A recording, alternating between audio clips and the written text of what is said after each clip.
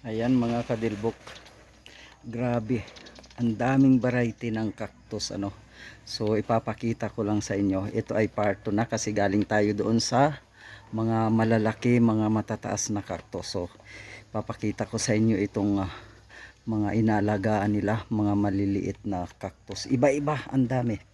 So ito, mag-start na tayo. Ayan. So mag-start tayo sa pinakamaliliit. Ayan. Super, ang dami palang variety ng cactus. Yan. So dito naman tayo. Ang dami niyan. Iba-iba. So ayan oh, may ulo pa nga. Ano yan? Frog yan hindi cactus yan. Ayan siya. So ang dami. Mga magpipinsan siguro ito na mga cactus. Iba-iba, ang dami. So siyempre may mga pangalan yan, hindi natin na kailangang alamin pa. Ang mahalaga, may pakita ko sa inyo at mapuntahan nyo rin dito sa Living Gift dito sa Trinidad, Benguet.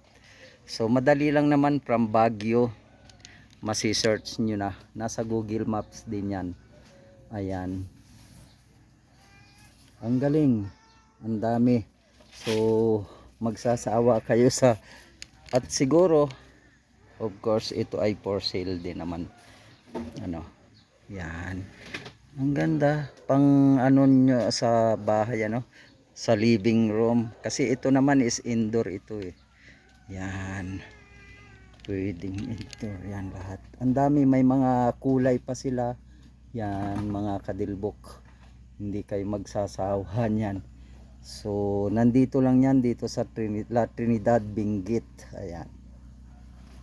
So mga 30 minutes lang from Baguio ang biyahe papunta rito. Let's say galing ka sa Session Road ng Baguio. Yan. Ayan oh, fresh na fresh. Ang dami talaga. Merong may mga may kulay nga yan. O yun oh, may mga mahaba parang buntot. Ayan oh. Parang brain, ayun. So iba-iba talaga.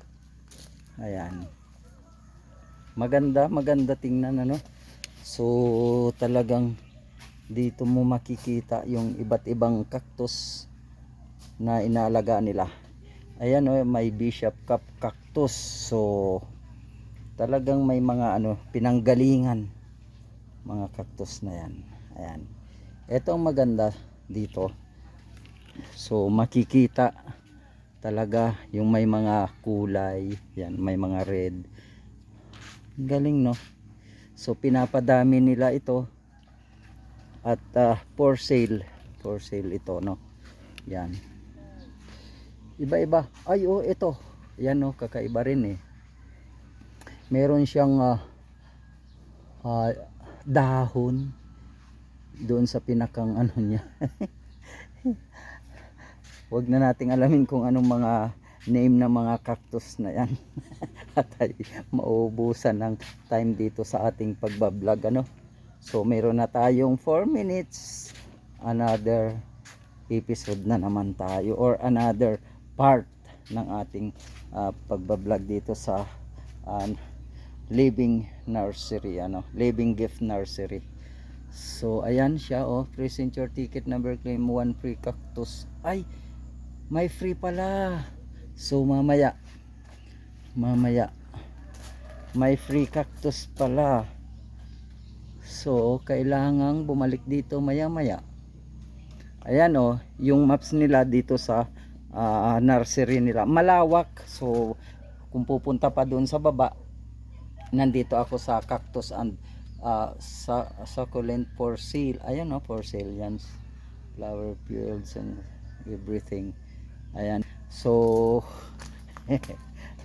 pahinga muna tayo at maya mag kukuha tayo ng mga videos doon sa mga ibang mga flowers. Bye bye na muna.